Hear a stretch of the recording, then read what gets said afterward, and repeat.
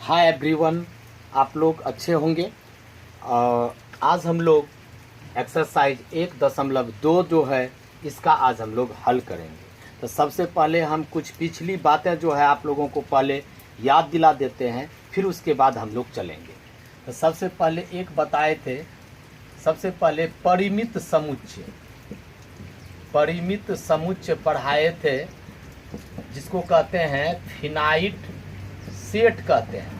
Finite set वैसा समुच्चय होता है जिसके पास जो है फिनाइट जो है एलिमेंट्स हो, यानी कि a set having finite elements. मतलब फिनाइट मतलब क्या होता है? निश्चित।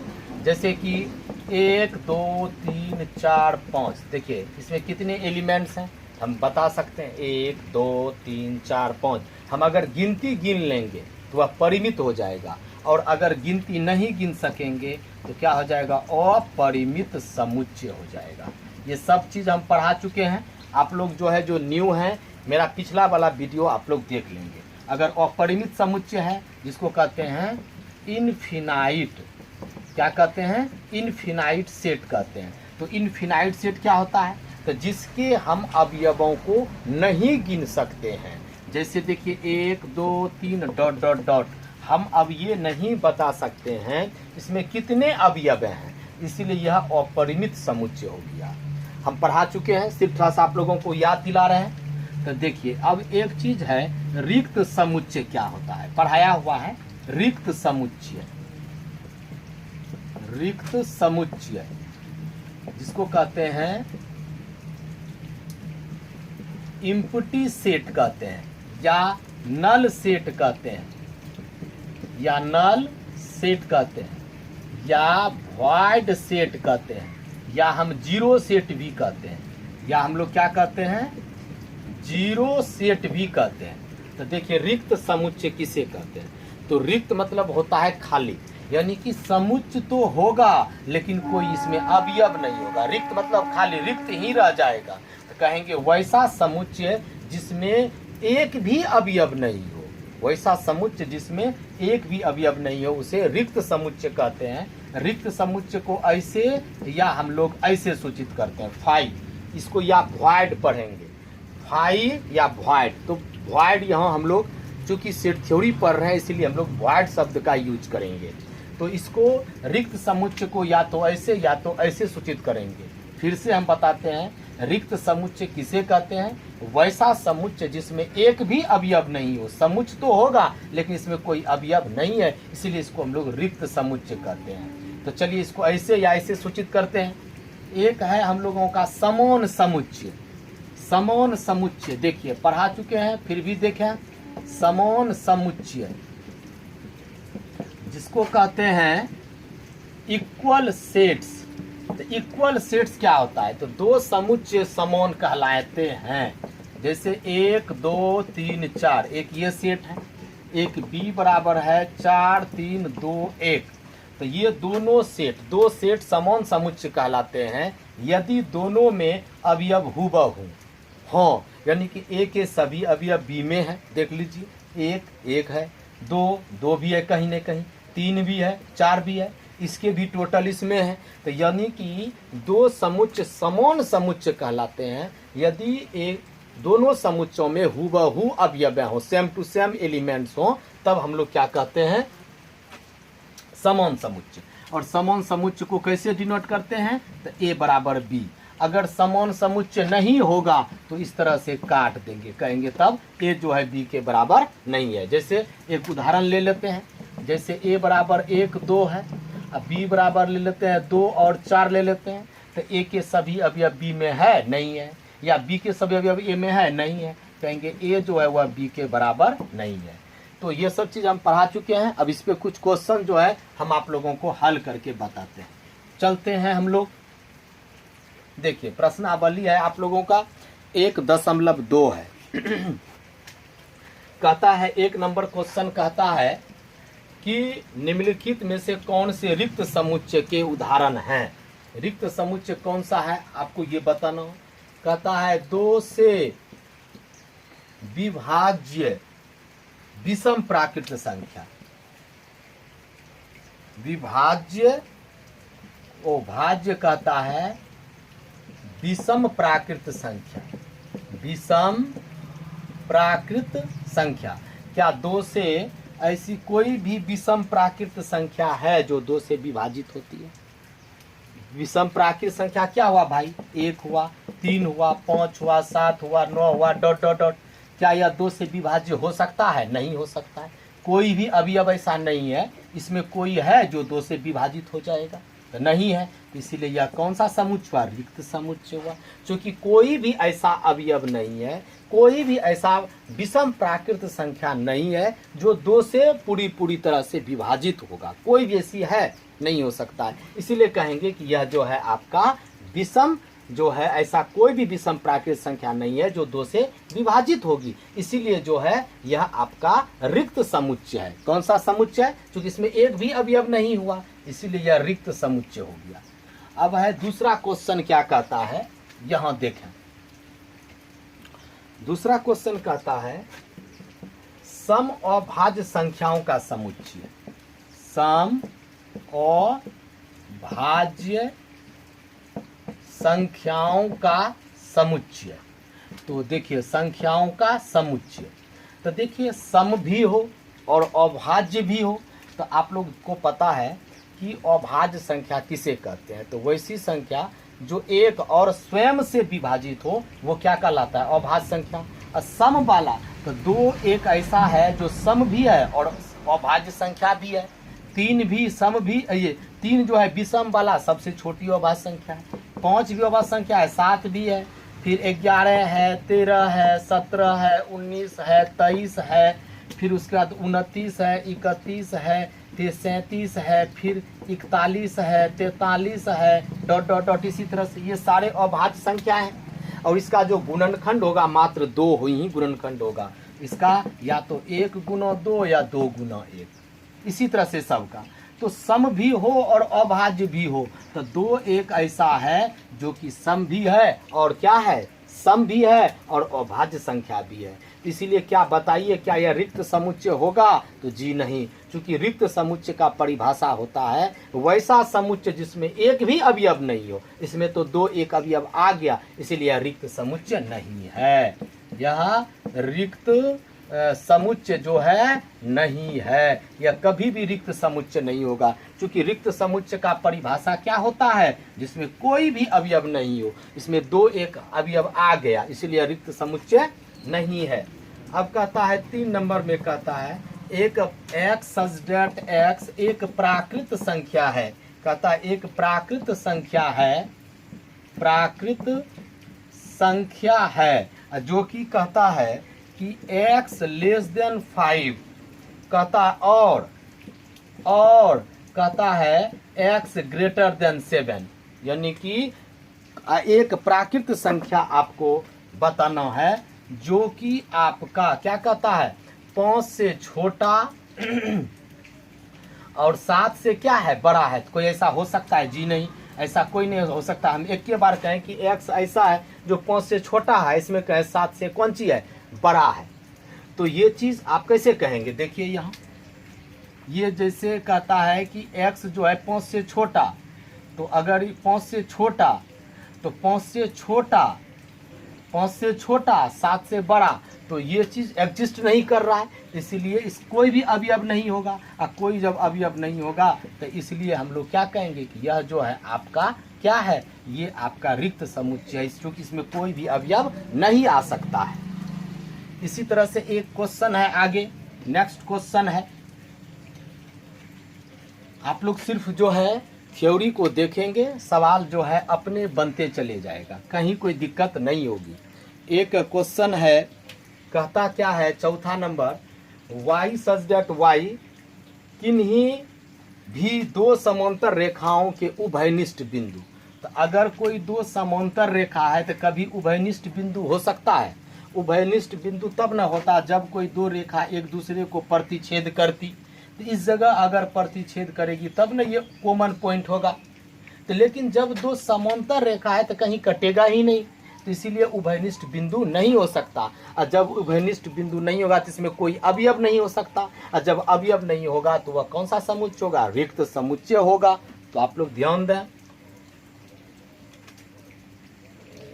चलिए एक क्वेश्चन है, अगला एक जो है प्यारा सा जो है क्वेश्चन है, आप लोगों को बताना है कि निम्नलिखित समुच्चयों में से कौन से परिमित हैं और कौन से अपरिमित हैं।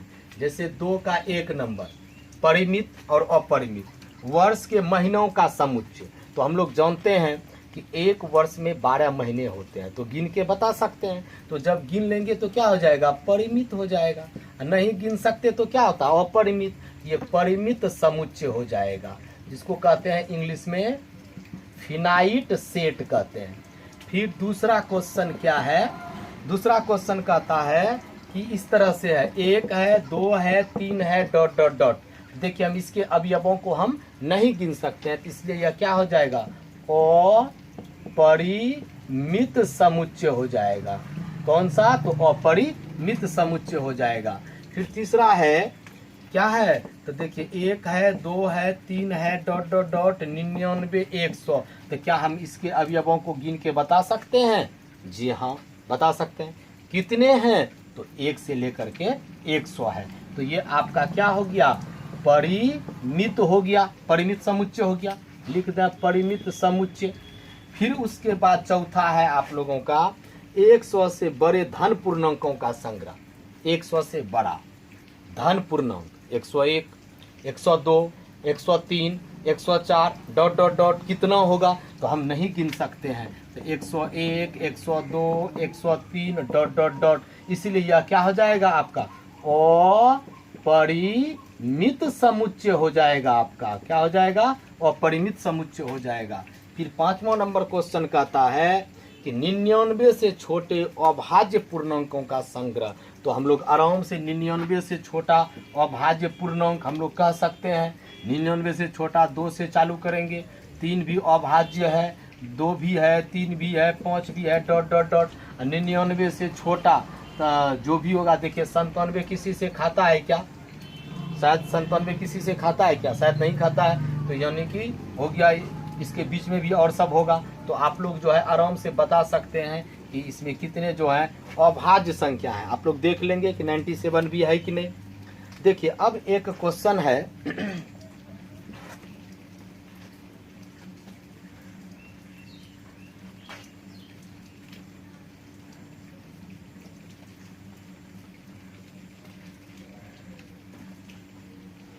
देखिए, निम्नलिखित समुच्चयों में से प्रत्येक के लिए बताइए कि कौन से परिमित है, कौन से अपरिमित है।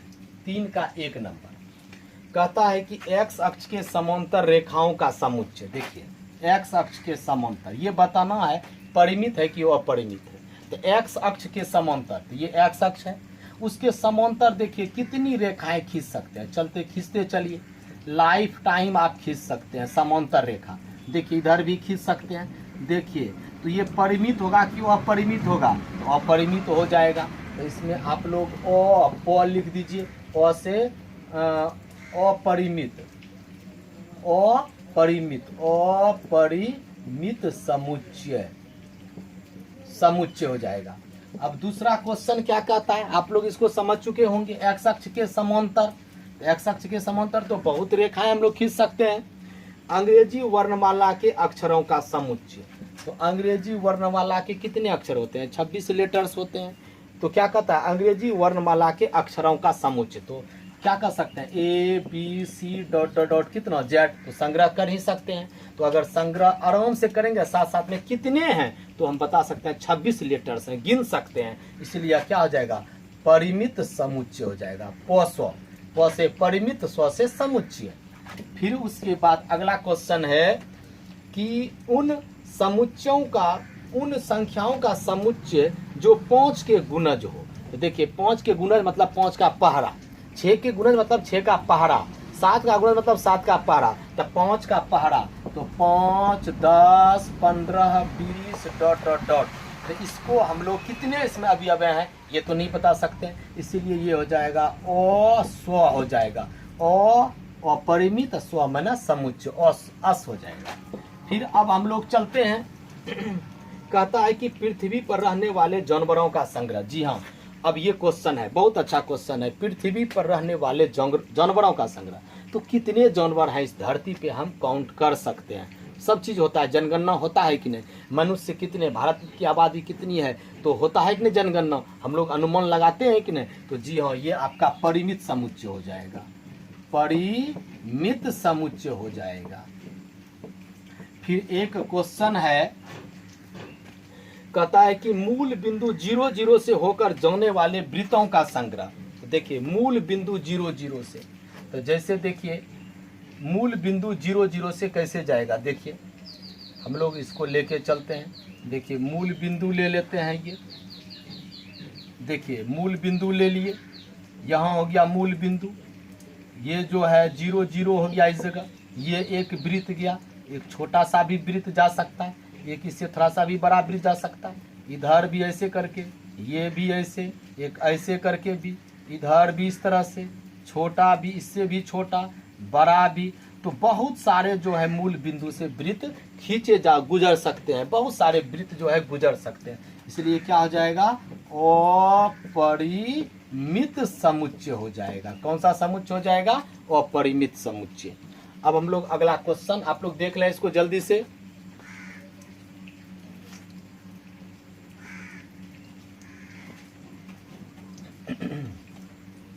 तो सारा चीज़ मेरा जो है सब ये प्रॉपर्टीज पर निर्भर करता है। आप लोगों को प्रॉपर्टीज हम पढ़ाए हैं, इसीलिए आप लोगों से सवाल बनना चाहिए। और जो जो न्यू है मेरे चैनल को आप लोगों से विनती है सब्सक्राइब करते चलें। देखिए एक 4 नंबर क्वेश्चन है, कहता है कि निम्नलिखित में से बताइए कि a बराबर b है या नहीं, बताना है a बराबर b। तो 1 नंबर में है a बराबर a b c d, b बराबर d c b a, एक क्वेश्चन है। तो देखिए जो अगर बराबर होगा तो a के सभी अवयव b में होना चाहिए, टोटल हूबहू होना चाहिए। तो यहाँ भी a है तो इसमें भी a है, यहाँ b है तो इसमें भी b है, यहाँ c है तो यहाँ भी c है, यहाँ d है तो यहाँ भी यहाँ d है तो यहाँ भी d है। तो हम लोग कह सकते हैं कि a बराबर कितना b कह सकते हैं। फिर दूसरा क्वेश्चन है, क्या क्वेश्चन है, a बराबर है 4 8 12 16 है, जबकि b बराबर है 8 4 16 और 18 है। तो देखिए यहाँ 4 है, इसमें भी 4 है, यहाँ 8 है, इसमें भी 8 है, यहाँ 12 है लेकिन इसमें 12 नहीं है, इसलिए कहेंगे कि a is not equal to कितना b। इसी तरह से 3 नंबर क्वेश्चन है, कहता है क्या चीज, a बराबर कहता है 2 4 6 8 10, जबकि b बराबर है x x सम धन पूर्णांक है, सम धन पूर्णांक है, और जो कहता है सम भी है धन भी है, माना धनात्मक भी है, सम भी है। सम संख्या विषम संख्या आप लोग जानते हैं, जो 2 से विभाजित होगा वो सम होगा और जो 2 से विभाजित नहीं होगा वह विषम होगा। तो कहता है सम भी है, धन भी है, माना धनात्मक भी है, और 10 के बराबर भी है या 10 से छोटा भी है। तो 10 के बराबर मतलब 10 हो जाएगा, 10 से छोटा तो कितना 8 हो जाएगा, 6 हो जाएगा, 4 हो जाएगा और 2 हो जाएगा। तो देखिए तो ए में भी 2 है, यहाँ भी है, बी में देख ए में 4 है, यहाँ भी है, यहाँ 6 है, यहाँ भी 6 है, यहाँ 8 है, यहाँ भी 8 है, यहाँ 10 है, यहाँ भी 10 है। तो आराम से हम कह सकते हैं कि ए किसके बराबर है, बी के। इसी तरह से देखिए एक और 4 नंबर क्वेश्चन देखिए क्या कहता है। 4 नंबर क्वेश्चन कहता है कि x x संख्या 10 का एक गुणज है। तो अभी हम जस्ट बोले किसी का गुणज होगा तो उसका पहरा पढ़ दीजिए, टेबल पढ़ दीजिए। तो जैसे 10 हो जाएगा, 20 हो जाएगा, 30 हो जाएगा, 40 हो जाएगा, डॉट डॉट डॉट। और एक b बराबर क्या कहता है कि b बराबर है, दिया गया है, कितना दिया है, 10 दिया है, 15 दिया है, 20 दिया है, 25 दिया है और 30 दिया है, डॉट डॉट डॉट। तो क्या ये दोनों कभी बराबर होगा, जी नहीं। यहाँ 10 है लेकिन यहाँ 20 है, इसमें है लेकिन यहाँ इसमें 15 है, क्या इसमें 15 है, नहीं है। क्या इसमें 25 है, इसमें 25 है, हूबहू होना चाहिए, इसलिए कहेंगे कि a is not equal to b। a जो है वह b के बराबर नहीं है, आराम से हम लोग कहेंगे। एक हम लोग 5 नंबर क्वेश्चन ले लेते हैं।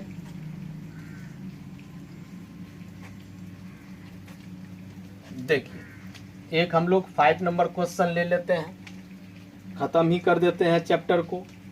देखिए 5 नंबर क्वेश्चन कहता है कि क्या निम्नलिखित समुच्चय युग्म समान है, यानी कि आपको ये बताना है समुच्चय युग्म समान है, यानी कि यही फिर बराबर ही करना है। ए बराबर इसमें दिया है 2 3, जबकि बी बराबर दिया है एक्स डेट एक्स, समीकरण दिया गया है x square plus 5x plus 6 equals to 0 का एक हल है। तो देखिए अब हम लोग अगर इसको हल करेंगे, अगर इसका x का वैल्यू ये आ जाएगा तब तो समान होगा, अगर ये नहीं आएगा तो कहेंगे ए जो है वह बी के बराबर नहीं है। तो सबसे इसको हल करेंगे, x square plus 5x plus 6 equals to कितना 0। तो कैसे इसको हम लोग हल करते हैं, तो देखिए 6 गुना 1 6, इसको इससे यहाँ 1 छिपा हुआ है, इसको गुना करेंगे 6 गुना 1 6 होगा। अब इसका फैक्टर करेंगे ताकि मेरा ये पुर जाए। तो देखिए इसको हम लोग कर सकते हैं 2 3, 3 दूनी कितना 6 और 3 2 कितना 5। तो हम लोग लिख सकते हैं कि एक्स स्क्वायर प्लस कितना 2x plus 3x plus 6 equals to कितना 0। तो देखिए इसमें x कॉमन आ जाएगा, तो x प्लस 2, इसमें 3 कॉमन आ जाएगा, x प्लस 2 इक्वल्स टू 0। तो देखिए x प्लस 2 दोनों में हो जाएगा, कॉमन आ गया, x प्लस 3 इक्वल्स टू 0। अब आप लोग क्या करते हैं, या तो या करते थे आइदर, तो ये भी किसके बराबर 0 के बराबर, ये भी किसके बराबर 0 के बराबर, या तो इसको आइदर या तो x plus 2 equals to 0, x का वैल्यू -2, या जिसको और तो कितना x plus 3 equals to 0, x बराबर -3। x का 2 गो वैल्यू निकला, एक निकला -2, एक निकला -3, -3 और -2। क्या बताइए अब ये दोनों बराबर है, a बराबर 2 3 है, इसमें a के जो एलिमेंट्स है 2 और 3 है, b के क्या है -2 -3 है। क्या ये कभी समान समुच्चय हो सकते हैं, जी नहीं। लिखेंगे कि a जो है वह b के बराबर नहीं है। क्यों नहीं है, क्योंकि जो अवयव a में है वह अवयव b में नहीं है। समझ गए ना। तो चलिए स्क्रीनशॉट ले लें आप लोग। एक और क्वेश्चन है, देखिए एक और क्वेश्चन है,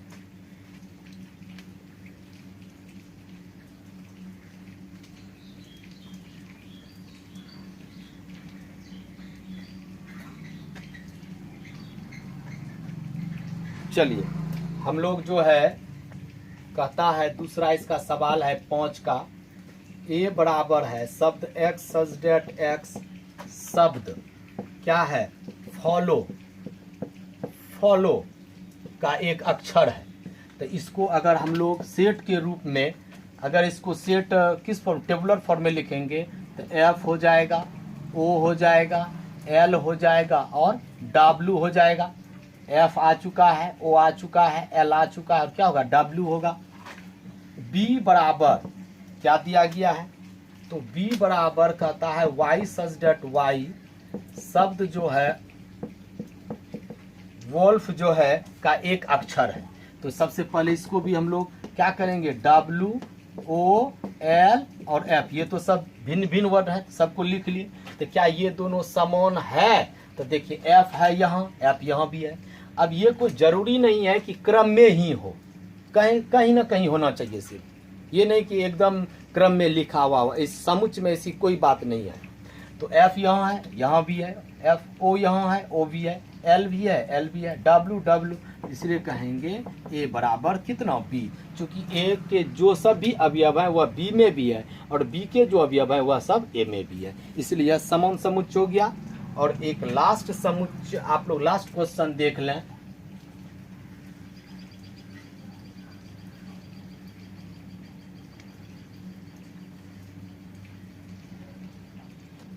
देखिए 6 नंबर में A बराबर दिया है 2 4 8 12, B बराबर दिया है 1 2 3 4, C बराबर दिया है 4 8 12 14, D बराबर दिया है 3 1 4 2, E बराबर दिया है -1 1, और फिर f बराबर दिया है 0a, फिर उसके बाद g बराबर 1 और कितना -1, और h बराबर दिया है 0 और कितना 1।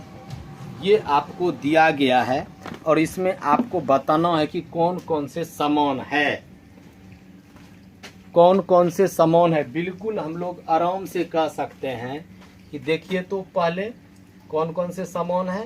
देखिए 1 2 3 4, 1 2 3 4। देखिए बी डी के बराबर है, बी बराबर डी कह सकते हैं।